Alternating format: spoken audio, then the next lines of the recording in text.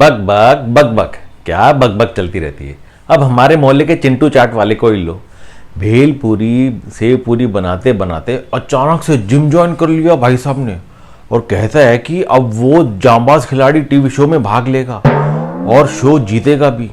मैंने उससे बात कर उसे समझाने की कोशिश की कि हे भले आदमी, अच्छा खासा धंधा छोड़ के काहे खुशखुदी करने पे तुले हुए हो। तो कहने लगा, भैया जी हमका सफलता जरूर मिलेगी, हमरे यहाँ से जब वो एक वड़ा पाव वाली बहनिया भी बिग लॉस में जा सकत है तो हम काहे नहीं।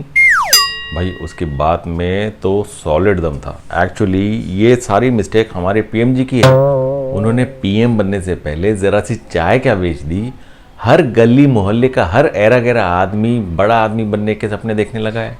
यहाँ तक कि आपका भाई भी तो बड़ा आदमी बनने के सपने देख रहा है ना, ये सोच के कि आप लोग मेरे ज़्यादा से ज़्यादा वीडियोस को लाइक शेयर सब्सक्राइब और कमेंट करोगे। पर इन वीडियोस तक आने से पहले मैंने अपने एक दोस्त से पूछा कि रातों रात बड़ा आदमी कैसे बना जाए। उस दोस्त ने कहा एकदम सिंपल है, या तो किसी एग्जाम के पेपर को लीक करवा दो और या तो फिर 200-400 करोड़ का स्कैम कर दो, बस अगले दिन से सारी खबरों में छाए रहोगे कुछ हफ्तों तक। मैंने कहा कोई सस्ता उपाय बताइए प्रभु जी, मिडिल क्लास आदमी लायक। तब उसने किस्सा सुनाया। उसने कहा कि उसका एक दोस्त था, उसने रातों रात बड़ा आदमी बनने के लिए अपनी बीवी के साथ मिलकर एक नाटक किया और लगे दोनों पति पत्नी बीच रास्ते में जोर से झगड़ते हुए पत्नी को वाकई में गुस्सा आ गया दोस्तों, और उसने पति का प्रॉपर आधा कान काट लिया। तब से वो आदमी कन कटा द डूड कहलाने लगा और बीवी कान काटनी द ब्यूटी। दोनों मियाँ बीवी को ब्लू टिक भी मिल चुका है दोस्तों सारे सोशल मीडिया अकाउंट्स पे, जो कि एक्चुअली व्हाइट टिक होता है ब्लू डब्बे के अंदर। पता नहीं उसको ब्लू टिक क्यों बोलते हैं, एक्चुअली व्हाइट टिक बोलना चाहिए। दोनों के घर पे जीबीआई की रेड भी पड़ी थी पिछले दिनों, जिसमें उन्हें उस कनकटे आदमी के घर से 4 फटे हुए चड्डी बनियान बरामद हुए, जिसके गुम होने की रिपोर्ट उसी के साले ने करवा रखी थी। बिग लॉस के अगले सीजन में दोनों को पार्टिसिपेंट्स के रूप में इनवाइट भी कर लिया गया दोस्तों। लोहे से लेकर नाखून तक लोग अब दांत वाली प्रिसाइज कटिंग के लिए उसकी बीवी को बुलाते हैं। घरेलू झगड़ों में बदला कैसे ले, इसकी ट्रिक्स पर उनके यूट्यूब चैनल ने 3 करोड़ से ज्यादा सब्सक्राइबर्स कमा लिए हैं दोस्तों। सोशल मीडिया पे भी करोड़ों फॉलोअर्स हो गए हैं उनके।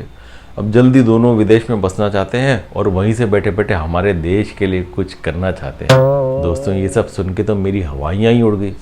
मैंने अपने आप से कहा कि मैं तो जैसे सिर्फ एमएलए बनने की विधि मांग रहा था, इसने तो सीधे प्रधानमंत्री बनने की विधि बता दी।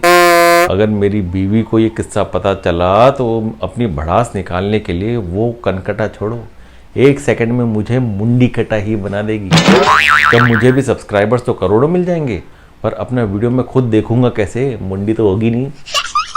पर हो सकता है हॉरर फिल्मों में मुंडी कटे विलेन के रोल ही मिल जाए, तो क्या हुआ जो शक्ल ना होगी, अकल तो फेमस होगी।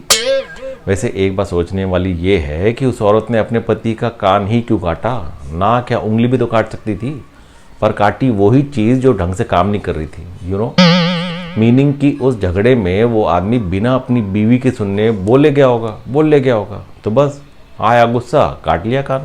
उसकी जगह कोई भी बीवी होती तो शायद यही करती जो उसने किया। जिन कानों में अपनी बीवी की आवाज ना पड़े वो कान किस काम के। पर कभी कभी सोचता हूँ कि अगर आप बड़े आदमी बन गए तो शायद अपनी बीवी का कहा इग्नोर कर सकते हो, नहीं? आप क्या सोचते हो कमेंट में बताओ ना प्लीज। आपकी बीवी को पढ़वाने में मजा आएगा सच्ची में, आपकी कसम। इस बार एमआई बुक नहीं कर रहा मैं।